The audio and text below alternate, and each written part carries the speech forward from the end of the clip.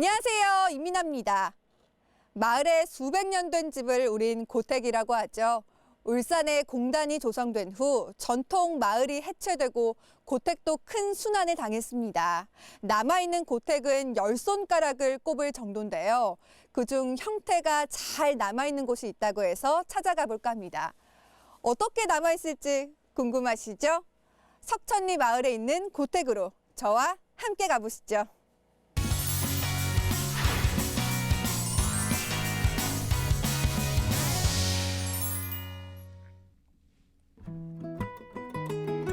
폐하댐 상류, 굽이쳐 흐르는 강물이 무척 아름답습니다.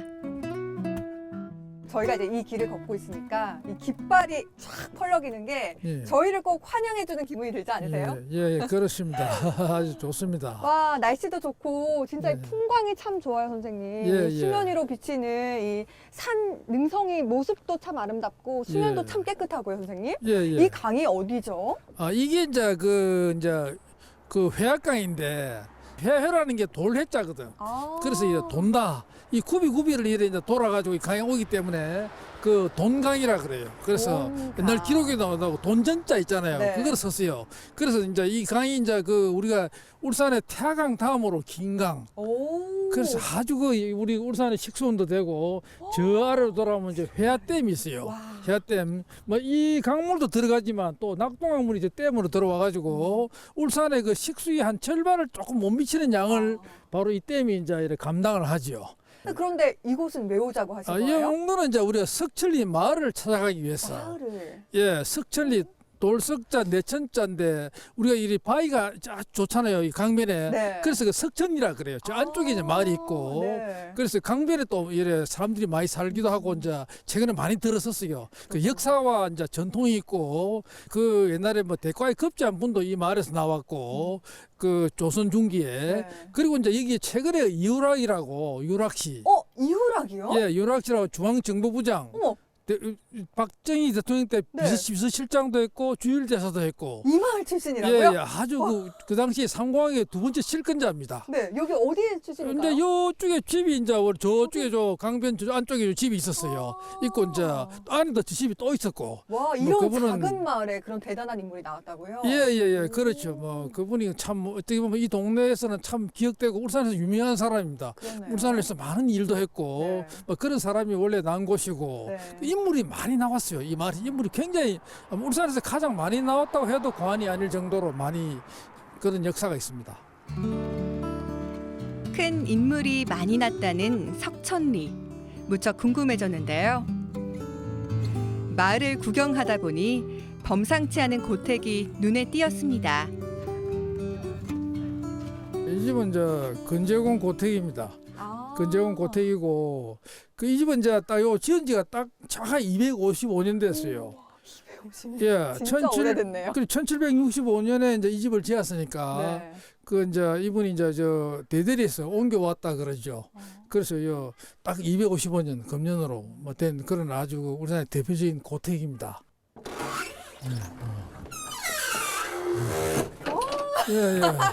띵거리네. 오래된 문 열리는 소리 들려요. 맞습니다. 들어서는 대문 규모부터 사람을 압도합니다. 그런데 문 바로 옆에 작은 방이 달려 있거든요, 선생님. 이건 도대체 무슨 용도죠? 그 이제 지키는 사람 문간방에 이제 옛날에 뭐 행랑아범이라든지 뭐 머슴이 앉아가지고 요 문을 지키죠. 지켜가지고. 그러면 문 열 때 여봐라 이리 오너라 이러면 여기 방에서 뭐 나오는 건가요? 예, 그렇죠. 이제 여기 지키는 방이고 옛날에 이런 데는 양반들 이래 오가는 사람들이 많이 과객들이 많이 들어왔으니까 항상 이분들이 이제 요 지키고 앉아 있다가 확인하고 이제 그래서 넣어드리고 막 이래 했던 데입니다. 대문을 들어서면 마당이 나오고 처음 마주하는 건물이 사랑채입니다. 바로 손님을 치르는 공간이죠. 와, 이 나무들이 진짜 살아 숨쉬는 것 같아요. 와, 250년이라는 이 세월이 전혀 믿겨지지 않을 정도인데 선생님. 와, 진짜 신기하네요. 그러니까 이 집이 삼칸 집입니다. 요 삼칸이잖아요. 그러네요. 하나 칸, 두 칸, 세 칸. 있네요. 예, 삼칸인데 요 보면 이제 요 입공이라 그러지, 입공. 네. 요 붙은 거 입공인데 입공이라 그다음에 공포가 또 있어요. 공포가 3개씩 이래 네. 들어가 있잖아요. 그래서 집을 이래 체계적으로 맞게 이제 이래 잘 지은 집인 게 확실합니다. 잘 지은 집이다라는 예, 말씀이신데 네, 대문을 딱 열고 들어오면 가장 예. 먼저 보이는 집이 이 집이잖아요. 그래서 예, 가장 예. 이 집에서 중요한 공간이라는 뜻이겠죠. 그렇죠. 남자들의 세계. 세 개. 그러니까 여자들의 세계는 안채고 네. 요거는 주로 사랑채라 그러잖아요. 사랑채. 예, 그 남자들이 주로 여기서 이제 손님을 맞이해가지고 네. 여기서 대화도 하고 또 밤에 누워 자기도 하고 막 그랬습니다. 이 소랑채가 보다시피 이제 뭐 텐마루가 있고 텐마루가 이제 아주 널찍하 있고 네. 아 이걸 텐마루라고 하는 거예요? 예, 텐마루라고 오. 그래요. 텐마루. 네. 그 여기 이제 요 텐마루 우리가 보통 텐마루를 많이 쓰잖아요. 맞아요. 쓰고 이제 대신에 이제 대청마루는 이제 가운데에 뚫려 있는 거. 그러니까 이래 앞뒤로 이래 터져 있는 거 그걸 대청마루라고 그래요. 마치 강당같이 이래 네. 그 뭐 이래 있는 거 하고 그다음에 또 쪽마루라고 쪽마루. 쪽마루는 뭔데요? 쪽마루는 또 이래 옆에 붙여가지고 뒤에 보면 쪽마루가 있어요. 이래 또 붙여가지고 편리하도록 조금 붙여놓은 거. 네. 그걸 쪽마루라고 그래 얘기를 합니다. 이 집 손님이 돼 툇마루에 앉아봤는데요. 느낌이 참 좋습니다. 옛날에 이 사랑채 주인들은 다 유명한 분들입니다. 어떤 분이 있을까요? 그러니까 옛날에 뭐 우리 참 조선시대 그 대과급제한 뭐 주고공 이근호라든지 뭐 이런 사람이 또 주인이었고 그다음 그 이후에 그 외정 시대는 이제 우리 그 이재락이라고 그 우리가 이재락 많이 들어봤는데. 예 그분은 이제 3.1 운동 남창 그거를 주도하신 분. 그 이분이 이제 그때 그 지금 이제 온산업 그 덕진 지역에 있는 어른들하고 협의해서 네. 3.1 운동을 주도할 때 이분이 이제 한양에 그 인산을 갔어요. 고종 황제의 그 초상에 가가지고 그때 이제 그 3.1 운동 그때 일어났거든요. 그걸 네. 보고 와서 태극기와 이제 독립선을 가져와서 이제 그걸 이제 운동을 시작한 게 유명한 남창이 건데 그분이 바로 이 집의 주인이었습니다. 사랑제 주인이었고. 그래서 이분이 이제 특히 하나 소개할 만한 거는 이분이 이제 그 사돈이 심산 네. 김창숙 선생입니다.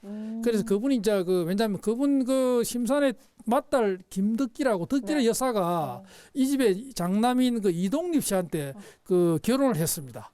그래서 그 김덕기 여사가 이제 그 이분 이재락 이 사랑제 주인 이재락의 그 며느리였죠. 그래서 그 당시에 그 옛날에 그 심산 김창수 선생이 이제 독립운동가로서 네. 그 군자금을 모아가지고 상해 많이 전달했거든요. 할 때 항상 이제 그때 이래 군자금을 이제 이 이재락 이 사랑제 주인이 모아가지고 이제 가지고 있으면 그분이 가지고 상해로 갔어요. 이 집 주인은 재산보다 독립운동으로 더 유명한 분이었습니다. 유명한 울산 독립운동가더라고요.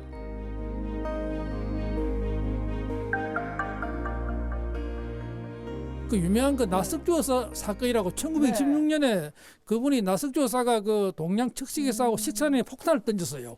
그런데 네. 그 군자금을 이제 그러니까 여기서 가지고 간 돈이라는 게 확인이 발각이 된 겁니다.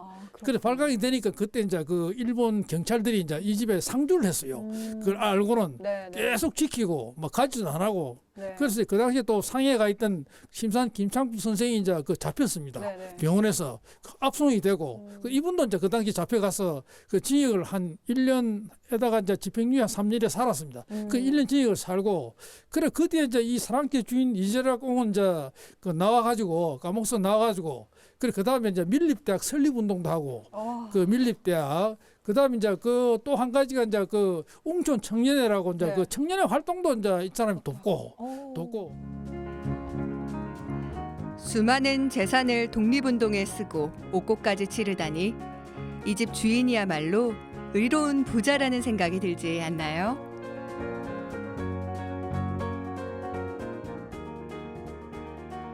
그런데 여기 집주인이 천석군이라고 했잖아요. 네. 천석군이라고 하면 오늘날 한 어느 정도의 부자를 말하는 거예요? 그러니까 한 석이 200kg이니까 옛날 석은 네. 1000 곱하기 200 하면 얼마 됩니까? 곱하기 200 하면 얼마나 되나요? 200톤이지 200톤. 200톤! 우와! 예, 예.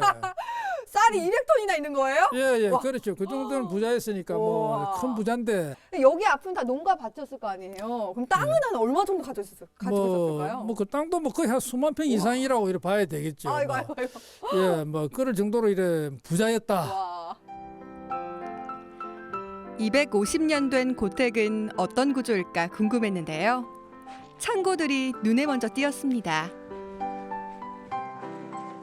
여기에도 창고가 예. 있는데 선생님. 예, 예. 한번 열어볼까요? 한번 열어보세요. 짜자자자잔. 오. 와. 예. 오, 안에 예. 저거 선생님 저 뒤주 맞죠? 아, 뒤주 맞습니다. 살 우와. 뒤주네요. 아. 여기도 그러면 그 예. 많은 쌀들을 보관하는 거예요? 예. 그래서 너무 넣을 게 많다 보니까네, 막 얘는 큰 살가마를 많이 넣었겠죠. 네. 꽃간에는 이제 뒤주는 살이니까.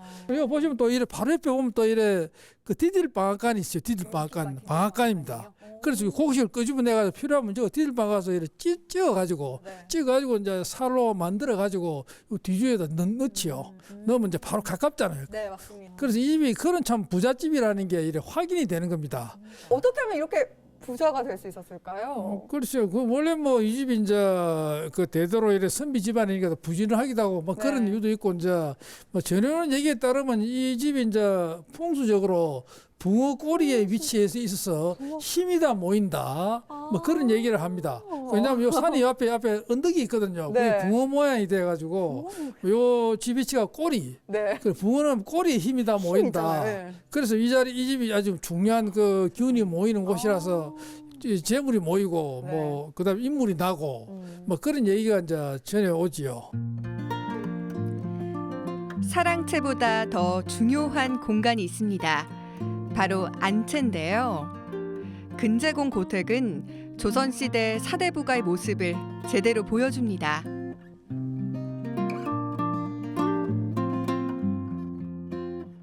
확실히 안채는 좀 전에 네. 본 사랑채와는 네. 확연히 다른 모습을 보이거든요. 예. 네, 먼저 눈길을 사로잡는 게 이 큰 마루예요. 선생님. 예. 마루가 굉장히 넓네요. 예, 그리 대청마루입니다. 대청마루요. 아, 이걸 대청마루라고 하는 거예요? 예. 뭐 우물 구조식으로 짰다고 네. 그러잖아요. 네. 그 여기는 이제 옛날 작업장, 네. 뭐 제사도 지내고 또는 뭐 이래 여자들이 도라지도 까고 뭐 하는 그런 공간으로 이제 이 아들이 이제 그 아들 뭐 딸 뭐 이래 며느리 뭐 또 우리 참 시어머니 큰 어머니 이래 모여가지고 작업하고 뭐 이런저런 세상 얘기도 나누고 뭐 그래 하죠. 소슬 대문과 사랑채, 안채까지 근제공 고택에서 수많은 옛 이야기를 들을 수 있는데요. 더욱 중요한 공간은 따로 있습니다.